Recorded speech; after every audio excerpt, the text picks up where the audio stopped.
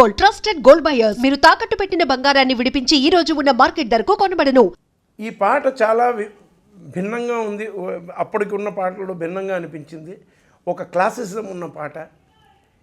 ఇంతవరకు నేను ఊహించగలిగాను ఈ పాట it will make a good impact. Audience విన్న వాళ్ళందరికీ చాలా నచ్చుతుంది అన్నంతవరకే నా యొక్క ఊహ ఉండింది. ఆ కాలంలో ఇది తెలుగు వాళ్ళకి చాలామంది తెలియదు అనమాట. చెప్పాలి, ఇంట్రెస్టింగ్ విషయం చెప్పాలి. నేను బాలుగారు ఆ టైంలోనేమో ఎక్కువ ఆయన కొంచెం వాయిస్ ట్రైన్ ఉండడం వలన సాయంకాలం 6 పైన ఏ పాట పాడరు ఆయన. అంటే ఏ పాటలైనా మార్నింగ్ టు ఈవినింగ్ వరకే. 6 తర్వాత ఆయన వాయిస్ స్ట్రెస్ తీసుకొని మళ్ళీ మర్నాడు పాడడం. ఇది ఆయనకి వోకల్ కార్డ్ కొంచెం ఇబ్బంది వచ్చిన సమయంలో అనమాట. ఈ పాట రికార్డ్ చేస్తున్నప్పుడు ఆ టైం అనమాట. కాబట్టి ఆయన ఆవేళ నాకు ఇంకో పాట పాడారు. వేరే సినిమాకి వేరే పాట పాడారు. పాడి 5:30 అయింది. ఆ పాట అయిపోయింది. ఇంకా ఆయన పెట్టి బేడా సర్దుకొని బయలుదేరడానికి రెడీ అవుతుంటే నేను చెప్పిన ఇంకో పాట ఉంది, పాడలేదు. నీకు తెలుసు కదా విద్య, రేపు వచ్చి పాడతాను. నేను పర్వాలేదు రేపే పాడదాం, ఏం అవసరం లేదు, కానీ ఒకసారి పాట వినేసి వెళ్ళిపోండి. ఎవరు పాడారు?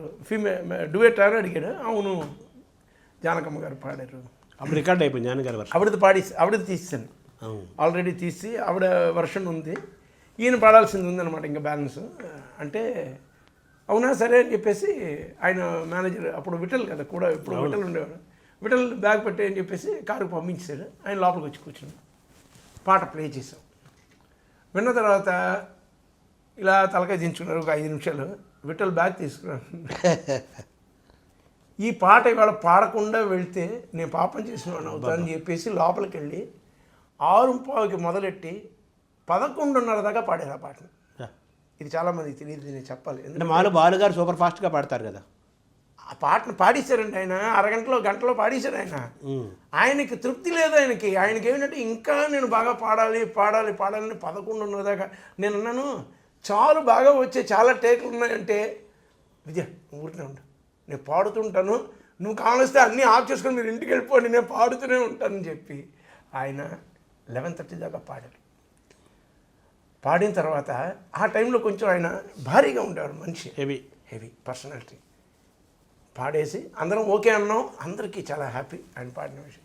11:30కి లోపలికి వచ్చాడు. ఆయన వస్తూనే మోకాళ్ళ మీద పడిపోయాడు. మోకాళ్ళ మీద పడిపోయి 2 చేతులు ఎత్తి, ఈ పిక్చర్ డైరెక్టర్ మీరు, ప్రొడ్యూసర్,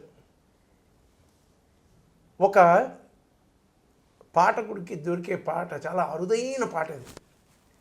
ఇక్కడ మేము కురించి మల్లర్ అంటారు తమిళ్లోని. అంటే 12 years వన్సే ఒక పుష్కరానికి ఒకసారి పూస్తుంది అనమాట పువ్వు.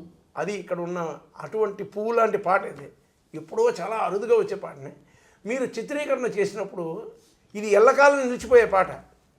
దీన్ని చిత్రీకరణ మీరు చేసినప్పుడు మాత్రం ఎటువంటి అశ్లీలత లేకుండాను ఎప్పుడు ఎవరు చూసినా సరే చాలా రమ్యంగా మీరు, it's a love song duvet, కానీ దాన్ని చాలా నాగరికతతో మీరు తీయండి, అశ్లీలత వద్దు దయచేసి, ఇది నా మాటగా మీరు మన్నించి ఈ టైప్లో ఈ ఒక సాంగ్ మాత్రం అలా పిక్చర్ వచ్చేది.